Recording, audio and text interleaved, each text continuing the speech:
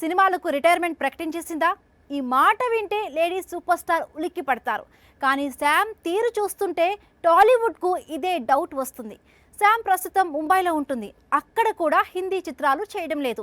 మరి చుల్బులి ఏం చేస్తున్నట్లు? సమంత తెరపై కనిపిస్తే చూడాలని టాలీవుడ్ ఆమె ఫ్యాన్స్ చాలా కాలంగా ఎదురు చూస్తున్నారు.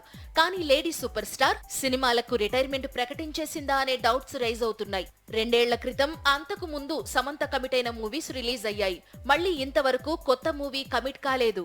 ఏడాది కాలంగా సమంత ముంబైలోనే ఉంటోంది. పోనీ ముంబైలో ఉంటూ బాలీవుడ్ మూవీస్ కమిట్ అవుతుందా అంటే అదీ లేదు. అక్కడ ఎక్కువగా వెబ్ సిరీస్లు చేస్తోంది.